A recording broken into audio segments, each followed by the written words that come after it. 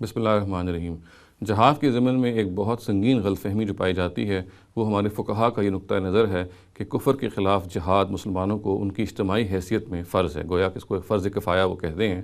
چنانچہ وہ یہ کہتے ہیں کہ کفر کو اس کا حق نہیں ہے کہ وہ خود اپنی حکومت کو قائم کرے۔ کفر کے لیے ضروری ہے یا غیر مسلموں کے لیے ضروری ہے، کفار کے لیے ضروری ہے کہ وہ مسلمانوں کے تابع ہو کے رہیں، ان کے تحت ہو کے رہیں، ان کو یہ حق حاصل نہیں ہے۔ چنانچہ مسلمانوں پر یہ فرض ہے کہ وہ اپنی اجتماعی حیثیت میں جب ان کو موقع ملے وہ کفار پہ حملہ کریں اور ان کو اپنے زیر نگین لے کے آئیں، اپنے زیر دست لے کے آئیں۔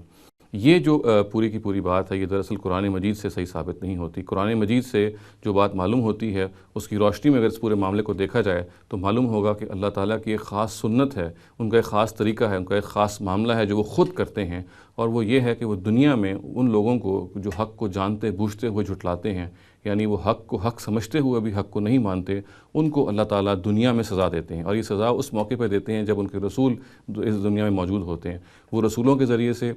اور رسولوں کے ساتھیوں کے ذریعے سے یہ سزا دیتے ہیں۔ یہ ایک سزا ہے، یہ خدائی عذاب ہے، یا وہ براہ راست نازل کرتے ہیں یا پھر اہل ایمان کی تلواروں سے اس کو نافذ کرتے ہیں۔ اس کا شریعت سے کوئی تعلق نہیں ہے، اس کا کوئی مسلمانوں کی عام جو احکام ان کو دیے گئے ہیں اس سے کوئی تعلق نہیں ہے۔ یہ اللہ تعالیٰ کی اپنی سنت ہے، یہ ان کی ایک ڈیوائن پریکٹس ہے جس کو وہ خود سر انجام دیتے ہیں۔ اس کا کوئی تعلق مسلمانوں سے کسی بھی مسلمان یا اسلام کے فالوور سے نہیں ہے۔ چنانچہ یہ دیکھیے کہ یہ جو پوری کی پوری ایکسرسائز ہے قرآن مجید میں، اس کا مقصد یہ بیان ہوا ہے کہ یہ جو جب منکرین حق کو دنیا میں سزا دی جاتی ہے یہ اس وجہ سے دی جاتی ہے تاکہ یہ اخروی سزا کے لیے ایک دلیل بن جائے۔ انسان بالعموم آخرت سے بالکل بے خبر ہو جاتا ہے، آخرت کو بھلا بیٹھتا ہے، نسیان کا شکار ہو جاتا ہے۔ یہ آخرت کی ایک زبردست یاد دہانی کے طور پہ دنیا میں جزا و سزا برپا کی گئی، اور پھر اس پوری کی پوری داستان کو قرآن مجید میں محفوظ کر دیا گیا، اور یہ بتایا گیا کہ آخری مرتبہ یہ جزا و سزا نبی صلی اللہ علیہ وسلم کے اپنے زمانے میں دی گئی تاکہ یہ جزا و سزا اس اخروی جزا و سزا کی دلیل کے طور پہ پیش کی جا سکے۔ یہ وہ پورا کا پورا معاملہ ہے جو قرآن مجید میں بیان ہوا۔ اس کو مس انٹرپریٹ کرتے ہوئے لوگوں نے یہ سمجھا کہ جیسے ہی حکم دیا جا رہا ہے کہ تمام مسلمان ہمیشہ کفر کے خلاف جہاد کرتے رہیں۔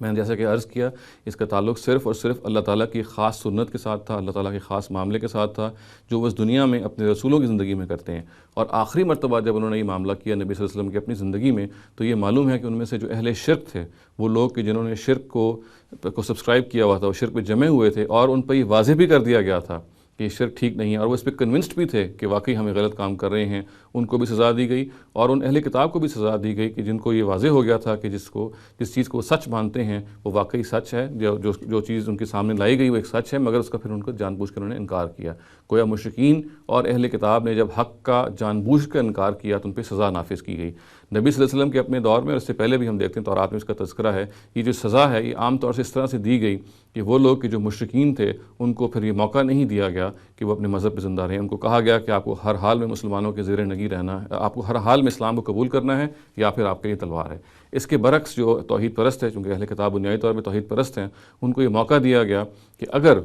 وہ اپنے مذہب پہ قائم رہنا چاہتے ہیں تو وہ رہ سکتے ہیں، بشرطے کہ وہ مسلمانوں کے تابع ہو کے رہیں اور جزیہ دے کے زندہ رہیں۔ چنانچہ یہ دونوں سزائیں ہیں جو قرآن مجید میں بیان ہوئی ہیں، اور یہ دونوں ایک لحاظ سے اللہ تعالیٰ کی طرف سے نافذ کردہ سزائیں ہیں، اس کا عام مسلمانوں سے کوئی تعلق نہیں۔ آج اگر ایک اسلامی ریاست جہاد کرے گی تو اس کی واحد بنیاد صرف اور صرف یہ ہے کہ ظلم یا عدوان یا پرسیکیوشن، مذہبی جبر کے خلاف وہ کرے گی۔ کفر کے خلاف جہاد اسلام کا کوئی فرض نہیں ہے، جیسا کہ میں نے عرض کیا اس کا تعلق خاص رسولوں کے ساتھ تھا، اور یہ اللہ تعالیٰ کی اپنی سنت ہے جس کو وہ بروئے کار لے کے آتے ہیں رسولوں کے دور میں۔ مسلمانوں کے لیے اس قسم کا کوئی جہاد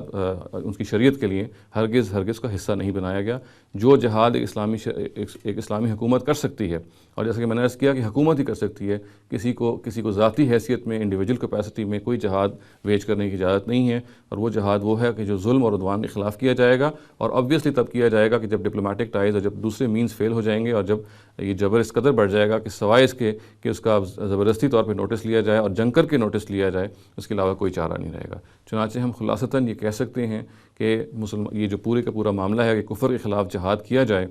اور مسلمانوں پر یہ جہاد ان کی اجتماعی کیپیسٹی پہ فرض ہے، یہ اصل میں ایک ایسا کانسیپٹ ہے جو قرآن مجید کے خاص کانسیپٹ کو نہ سمجھنے کی وجہ سے پیدا ہوا ہے، اور وہ کانسیپٹ یہ ہے کہ حق کے خلاف اللہ تعالیٰ نے وہ لوگ جنہوں نے حق کو جانتے بوجھتے ہوئے جھٹلایا ان کو اللہ تعالیٰ نے رسولوں کے ذریعے سے ان کی اپنے دور میں سزا دی تاکہ یہ جزا و سزا ایک دلیل بن جائے اس عظیم جزا و سزا کے بارے میں جو آخرت میں برپا ہونی ہے۔ اس کا شریعت سے کوئی تعلق نہیں۔ شریعت میں جو جہاد باقی ہے وہ صرف اور صرف وہ جہاد ہے جو ظلم، زیادتی، عدوان، مذہبی جبر اور پرسیکیوشن کے خلاف کیا جاتا ہے۔